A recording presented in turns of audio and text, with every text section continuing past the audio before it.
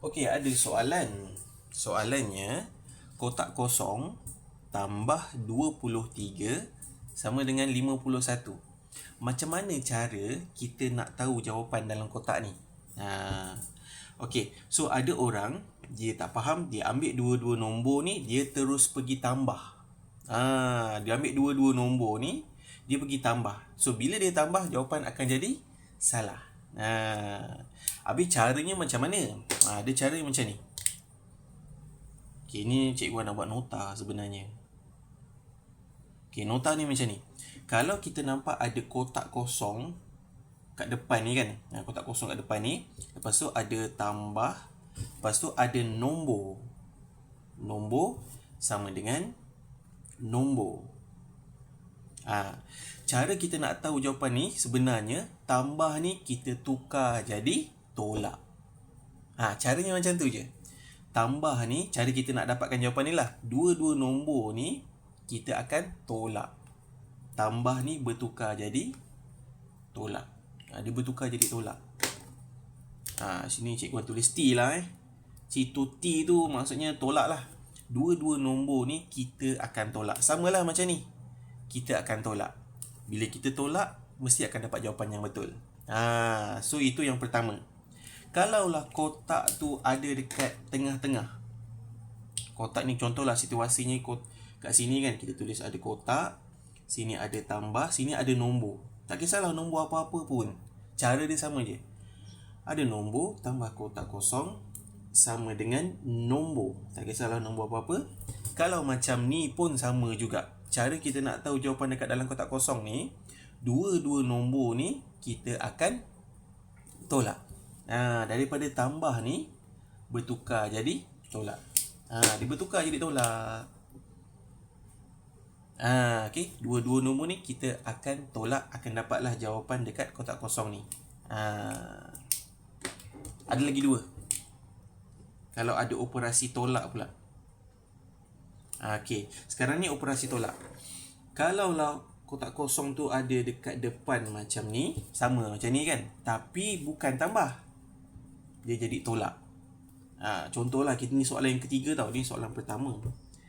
Ini contoh nota yang pertama, yang ni yang kedua, ini yang ketiga, sekejap lagi ada yang keempat. Kotak kosong ada nombor sama dengan nombor. Macam mana kita nak tahu jawapan dekat sini?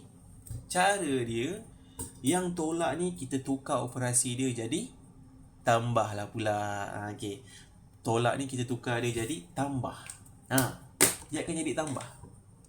Tolak ni dia akan jadi tambah. Maksudnya apa? Maksudnya dua-dua nombor ni kita akan tambah. Okay, dua-dua nombor ni kita akan tambah. Bila kita tambah, maka akan dapatlah jawapan dekat dalam kotak kosong ni. Okay, last kali yang keempat. Yang keempat ni pula, ni lain sikit. Ada nombor sama macam ni. Lepas tu dia tolak. Lepas tu ada kotak kosong sama dengan nombor. Apa-apa nombor lah. Sebenarnya untuk yang ni, ini kategori sebagai special. Cikgu panggil dia sebagai special. Kenapa dia special?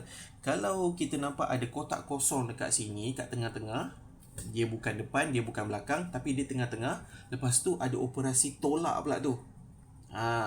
Kotak tengah-tengah tolak. Yang ni special, kita tak payah tukar. Tak payah tukar tolak ni jadi tambah. Kita kekalkan tolak ni je. Maksudnya kita akan ambil nombor. Biasanya nombor besar kat sini lah. Nombor besar kat sini, kita akan tolak dengan yang ni. Yang ni special. Kita bulatkan merah sikit. So yang ni dia akan jadi tolak.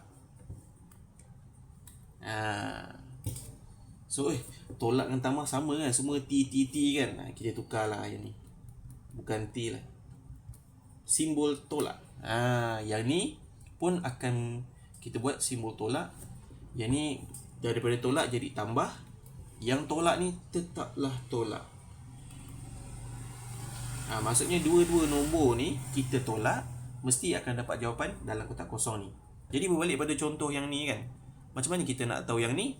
So yang ni kategori yang mana? Yang pertama ke, kedua ke, ketiga ke, empat? Yang ni kategori yang ke 1. Yang pertama kan. Jadi cara untuk kita nak dapatkan jawapan ni, daripada tambah ni kita tukar dia jadi tolak. Dua-dua nombor ni kita akan apa? Kita akan tolak. Nak tolak ambil nombor besar lah.